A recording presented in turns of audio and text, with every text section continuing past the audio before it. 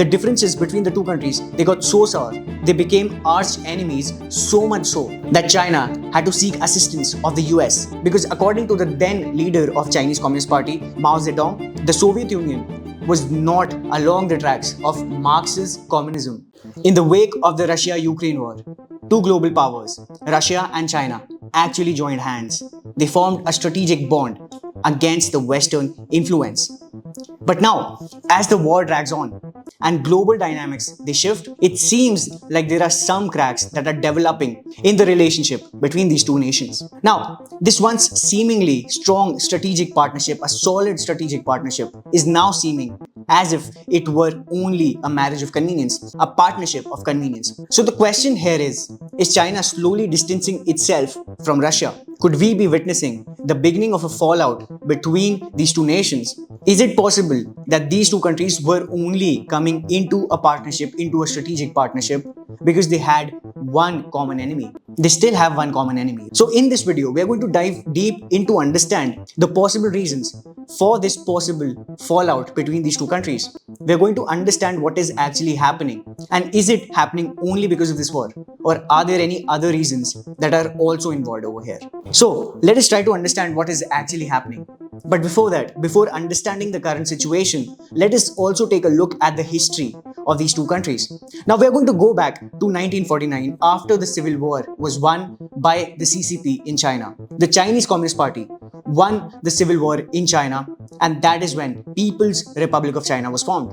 Now at that point of time, it was not Russia, it was the Soviet Union. And as soon as the Chinese Communist Party won the Civil War, they decided to form a friendship and alliance with the Soviet Union, because both of these countries, they were communist. And it was the beginning of friendship and diplomatic ties between the two countries. Now this partnership, this friendship rather, was actually good and amicable up until the 1950s, the late 1950s. But then slowly cracks started to develop in the 1960s, because according to the then leader of Chinese Communist Party, Mao Zedong, the Soviet Union was not along the tracks of Marxist communism. There was an ideological difference that started to develop, and this is post the death of Joseph Stalin, who was admired by Mao Zedong. In 1961, both the Soviet Union and China, they called an end to their alliance, which led to the drift between the two countries, and this was called the Sino-Soviet split. And soon after, it also led to a border dispute between the two countries. In 1969, these two countries also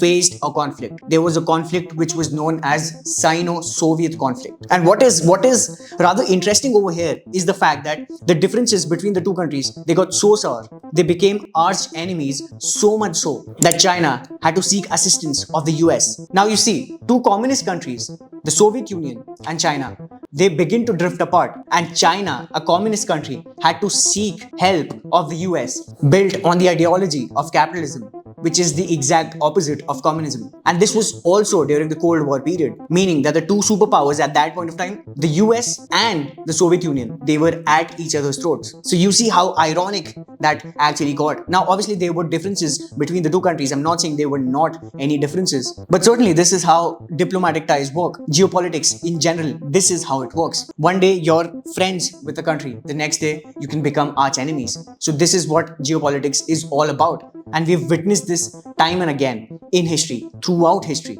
However, the relationship between the two countries, China and Russia, they began to improve in 1991 after the fall of the Soviet Union, after the Cold War period. And in 1996, these two countries, they decided to establish a partnership of strategic coordination. And in 2001, these two countries, they signed the Treaty of Good Neighborliness and Friendship Cooperation. And finally then, in 2004, they decided to solve the last straw of their dispute, the border dispute between the two countries. It was completely settled in 2004, by the way. And ever since then, the trade between the two countries has certainly improved, as well as both the countries, they've even had military exercises together. In fact, when we look at the data between 2000 and 2010, between the 10-year period, China actually bought 258% more military equipment from Russia as compared to the previous decade. And certainly when you look at the relationship between the two countries, they've certainly improved in the 21st century, and even more so after the Russia-Ukraine war. Now when we look at this war, now we're going to talk about this war, okay? As soon as the war started, Russia was actually sanctioned by the Western countries, and as a result,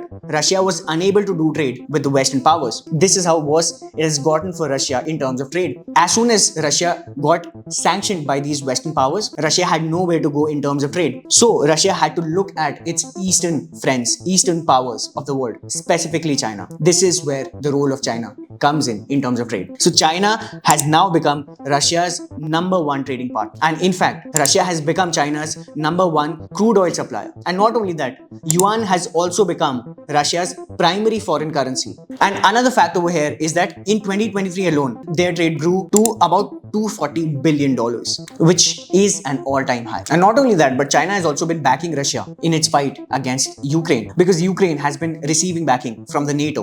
So while it seems like everything was going well for the two countries, but here are some cracks that began to develop in the relationship between the two countries. Next up, we're going to discuss these issues, but to let you know, these issues, for the most part, they have a lot to do with the ongoing war. And now there's also another reason which is not directly linked with the war, but we're going to discuss that in a minute over here. So let us start with the very first reason over here. The US has accused China of helping Russia with arms and ammunition. Now, obviously, China has denied these claims. Now, to be exact, the US has said that China has actually provided Russia with necessary tools to build their weaponry, adding about 70% of machine tools and 90% of microelectronics that Russia imports directly from China. And for this reason, China actually helping Russia in building their arms and ammunition. The US has sanctioned 20 Chinese companies in May 2024 alone. And this is what China has been concerned about. Now, there has been an ongoing trade war between the US and China since 2018. But these sanctions on Chinese companies, they only add fuel to the fire. They only make the situation worse for China. And on top of that,